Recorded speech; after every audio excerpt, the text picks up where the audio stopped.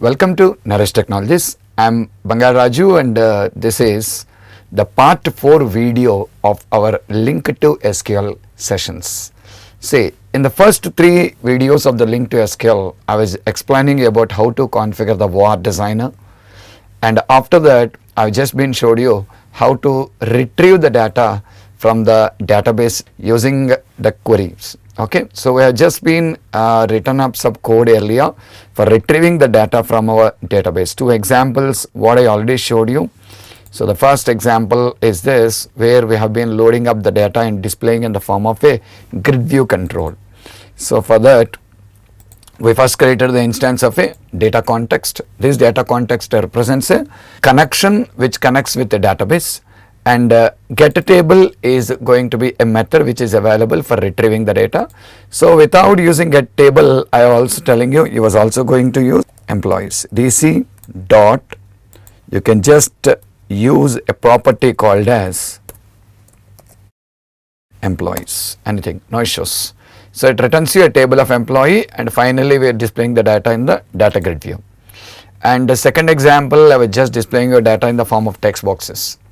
Well, today I wanted to show you how to perform CRUD operations by using Linq. Okay, performing CRUD operations by using Linq. So let us understand how to perform CRUD operations by using Linq. CRUD, basically it stands for create, read, update and delete. So what is create? Create means create only. Create is basically going to be insert, and read is going to be select, update is update only, and delete is delete only. So create means insert, read means select, update will be update, and delete will be delete. Okay, fine. Now how you are going to perform this CRUD operations, we'll see now. See, already in the first video of the Linq to SQL I demonstrated. Linq to SQL is not only about retrieving the data, but allows us to perform insert, update and delete operations also, and we call these operations as CRUD operations. Fine. Today we'll just understand how to perform the CRUD operations by using the Linq. Okay, fine. First, I have created 2 forms here to demonstrate this one. So this is the first form with the data grid view control on it and 4 buttons on it. So this is the first form what I created. The name is form 3, and I have a data grid view, and I have 4 buttons present on this. And the second form is form 4 with some few text boxes on it, and a save, clear and close buttons. So let me tell you my requirements first. So this is the form 3. Whenever I'm just going to run this form, so let's run the form. I want all the data in the table to be loaded in the grid view control. Okay, so this is a requirement. So first I just renamed the data grid view control as DG view. I renamed the name of the grid view control as DG view. So I'll be referring to the data grid view control with the name as DG view in my code. Okay, fine. Now the requirement is, whenever I run this, by default all the data from the employee table should come to the grid view control. So let us try performing this particular operation. So first I'm going to the form load event, company DB data context DC. I'm just going for a global declaration. DC is equals to new company DB data context.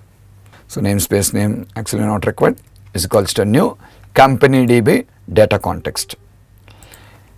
Now I want to load the data. How to load the data? DC dot employees. What is this? Is a property that returns you a table of data. This data I want to assign to my grid view. So what is the grid view name? DG view dot data source. Will load you the whole data now. Let's run. Already we learnt about this in the first form. Fine. Now when I click on the insert button, I want a new form to be opened with 5 text boxes to enter all the values and a save button.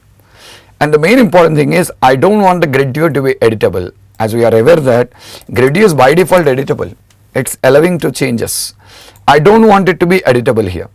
I don't want the grid view to be editable in this particular context. See, when I try, I'm just basically getting an error. It's not allowing to perform any modifications there here. So if you want the grid view to be non-editable, first let us make it as read only. Read only true. I have set the read only property as true. Fine. Now when I click on the insert button, what has to happen? A new form should open with text boxes, and I kept that form ready for you already, and the name is form 4. Form 4 is the name of the new form, and you can just check it out. It has some text boxes here. You can just go for selecting the text, entering the data into the text boxes. So name is form 4, and I want it to be launched in the click of the insert button. Come on, let's write the code. Form 4 f is equals to new form 4, and call f dot show dialog. So we'll launch the form, and now when I click on insert, this form opens. Now I want to enter the data 1009.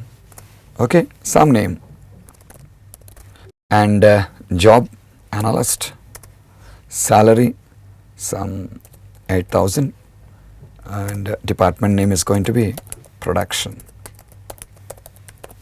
So this is what I will enter.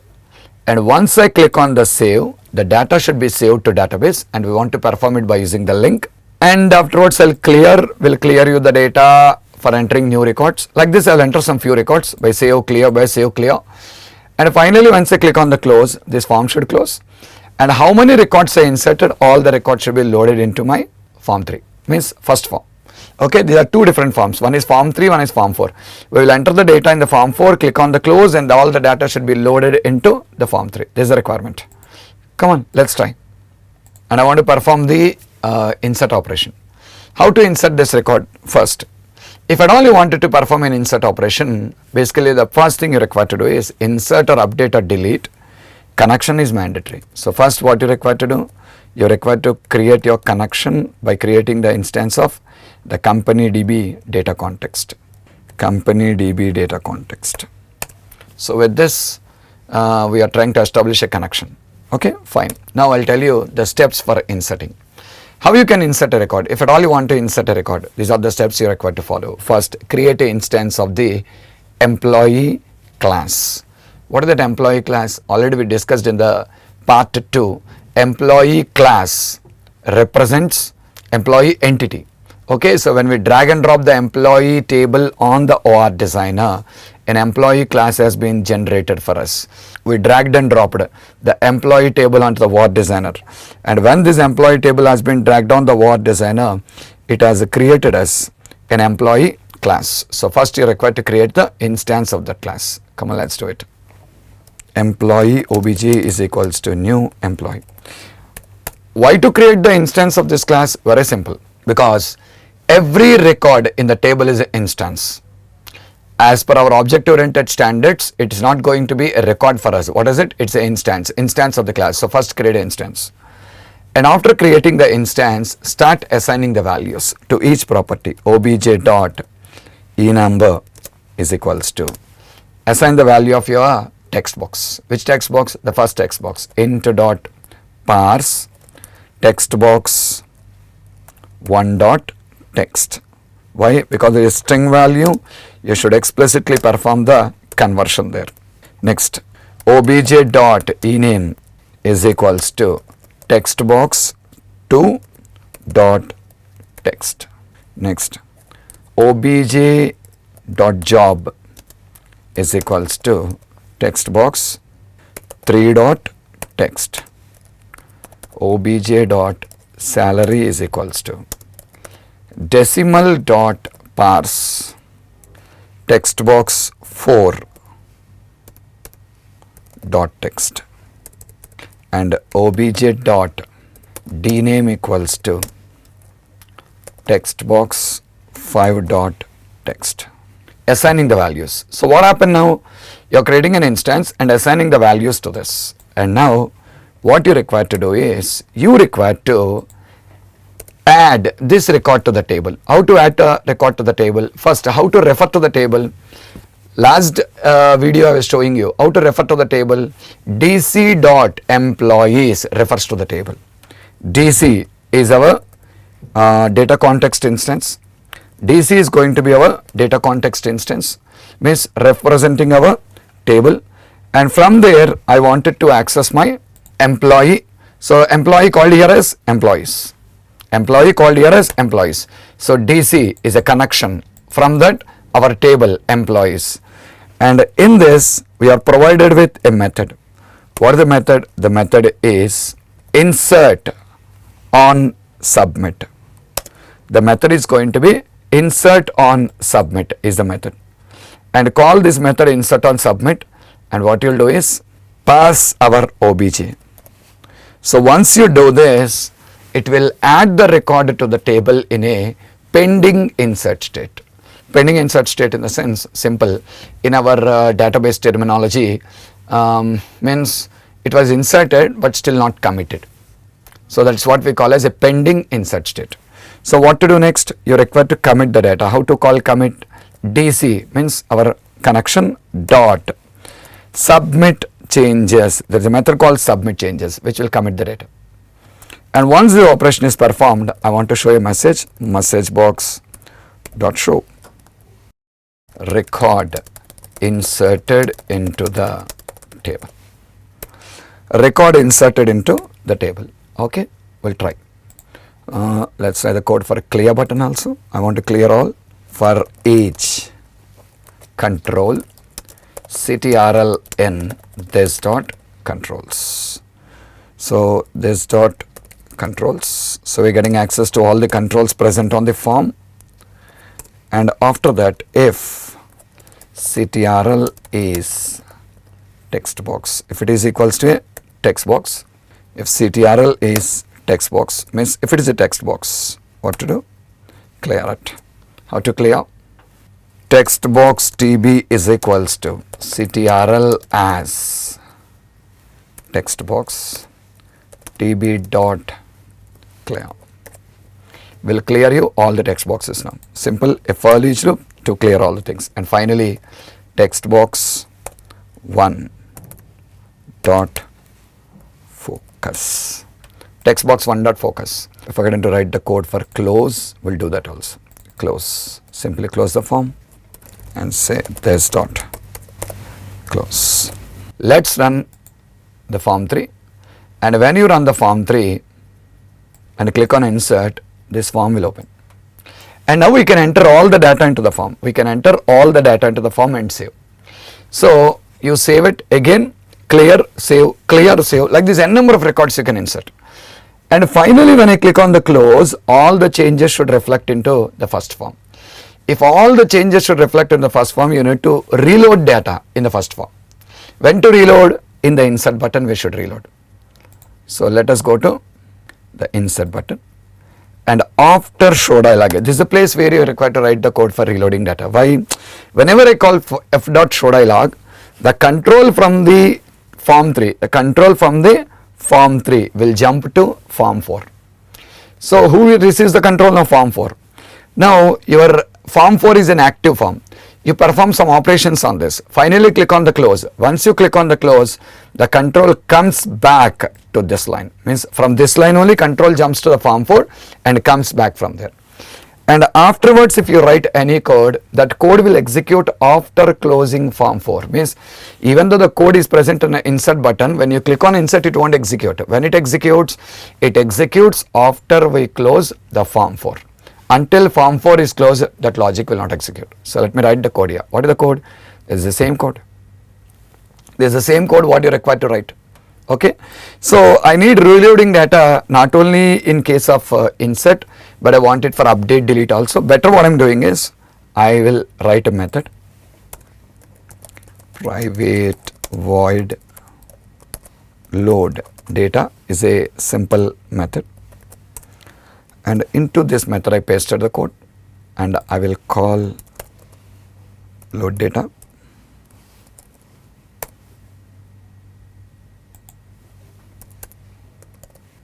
So once the insert is done, the data will be loaded. Let's watch this. Insert. You can see 1009 Sonil analyst some salary of 8,000, production, save. Now again clear, 1010, Pavan, analyst, 8,000 and production, and click on save, the record inserted. So click on the close and the 2 records will be automatically loaded. So you can see the 2 records are loaded for you into this location. Here we have written a mistake. There is text box 2. We'll update the data, no worries, but you can see meanwhile you have the same value coming over here. Okay, we'll update it, don't worry about it. So now one more time we'll try, insert 1011, Raju, salesman, 8,000, the department is sales, save, close. Yeah, perfect. These 2 records will update, okay, no issues. And now this is how you're going to perform an insert. So if you want to perform an insert, what you require to do first is, you should create the instance of the class and assign the values to the properties, and afterwards you require to call a method called insert on submit, and finally commit the data by calling submit changes. Okay, next update. What's it? Say this is my grid view loading all the data. Yeah, I will select a record here, and if you click on update, the same form what is launched in the insert should be launched now. But the difference is it should launch this with all the data into the text boxes. So the record what I selected should come into the text boxes. So I need to access it and send it to the second form and assign them to the text boxes. But understand the problem here. What is this? Suppose in update, I'm writing code for update. I will create instance of the second form, that is form 4. F is equals to new form 4. And in this form, I have 5 text boxes. The values present in the grid view of the current form should be assigned to the 5 text boxes, but the 5 text boxes are not accessible to here. Why not accessible? Because by default the scope of every member is private, they are not accessible. Because they are not accessible, let me go here. I will change the modifier of all these text boxes as well as save button, clear button. I'll tell you why I'm changing the save and clear, but all the 5 text boxes, save and clear. Let me go to the properties, and in the properties you'll find a property called as a modifier, and this modifier is private, change to internal. Want to access it within the project. If you are not aware of this, you can have a look into the access specifiers video what I posted earlier. Now come here back. Now I can access that value here. F dot text box 1 dot text is equals to, you need to assign the value. What value? The record what is selected in the grid view. So grid view name is DG view dot selected rows of 0. You're picking the first row of the selection dot, in that the first cell in that value dot toasting. Why? Its return type is object, so I'm calling toasting. Same way, we need to assign the values to all 2, 3, 4, 5.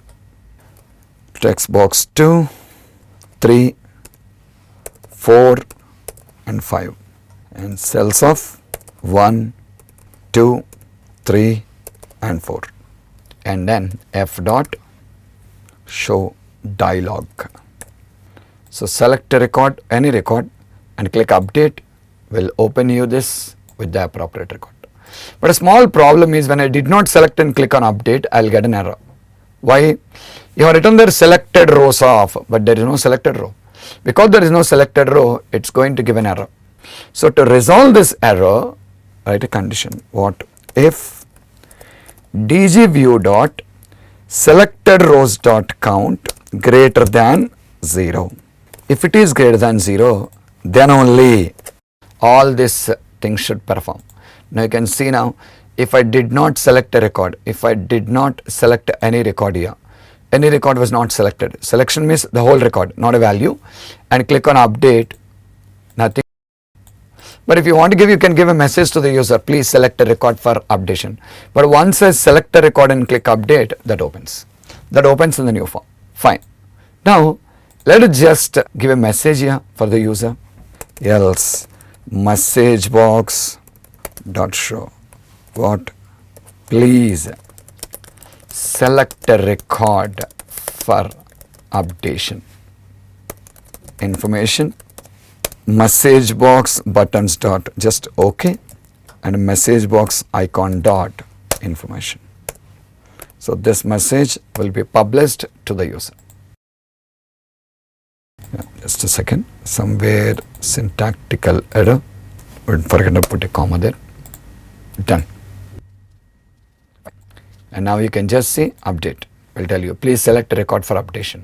So once you select and click on this, it opens to you. But yeah, see, when you click on update, e-number also can be modified off, but basically we don't want the e-number to be modified there. If you don't want the e-number to be modified there, what you can do is here only we can just say f dot text box 1 dot read only is equals to true. So it becomes non-editable, and afterwards the value is assigned to the text box. So now you select a record, click update, that record will not be editable to you. You can update remaining things but not the e-number. Okay, fine. Now let us come to the second form, and in the second form we need to write the code. Where? Under save button. But just remember, under save button if you want to write the code, the problem is already in the save button we have written the code for insert, and there only we require to write the code for update also. How do you differentiate the insert and update code now? It's a big confusion what we'll have now. So how to differentiate? Simple. Actually, in this particular form we have a text box. This text box will be editable when we click on insert. Notice it. And this text box is going to be non-editable when we click on update. I'm going to use that only as a condition here. What is that condition? If text box 1 dot read only is equals to false. If it is false means that is an insert operation. Then this code has to execute. Else, and here you are required to write the code for update. This is the code for update now. So if it is if condition true, insert, otherwise update. What is the code now? Watch. If you want to update a record, what to do? First you are required to get a reference of an existing record. What is the reference of an existing record? See, actually every record is an instance for us. So now we don't want to insert a record. If you want to insert a record, we'll create a record. We're done in the above case. But you want to update. If you want to update means for an existing record, you require a reference. Means a handle to the existing record. That's what I'm calling as a reference. How to get it? Employee obj is equals to new. If I say new employee, new record will be created, but we don't want new record. What we want? A reference to existing records. How to get? dc dot employees, refer to the table, and once after referring to the table, under the table we are provided with a method called as single or default, and here you are required to specify which record you want. How to specify? An alias name for the table, any name your choice, no issues, a lambda expression, and now say e dot. See, when you say e dot, it is giving you access to properties of the employee now. So e dot employee number is equals to which record? The value in the text box. Which record? The value in the text box. Int dot parse text box 1 dot text. Int dot parse text box 1 dot text. So now what happens, it will identify the record and provides you a reference of that particular record. So obj becomes a reference to an existing records or a handle to an existing record. So existing record, okay, understand, means basically it will contain the old values in it. If the user makes any modifications, all the new values will be in the text boxes. So what to do now?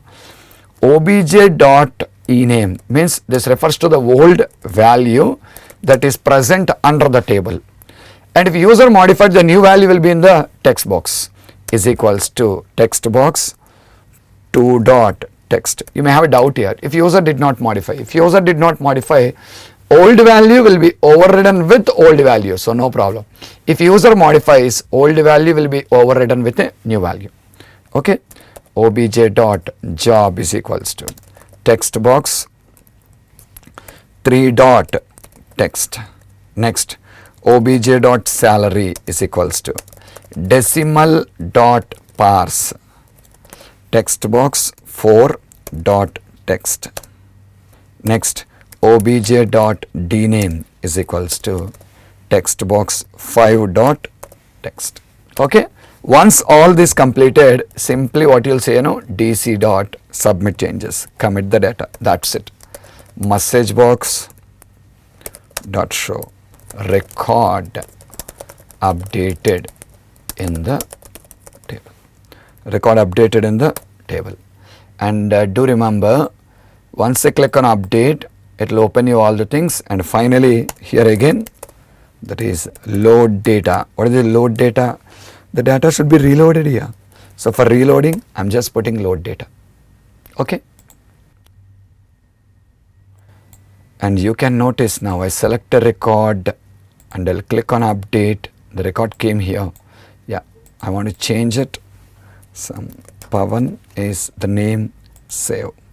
Record updated, close, reflected. Again, select a record, update, Venkat, save.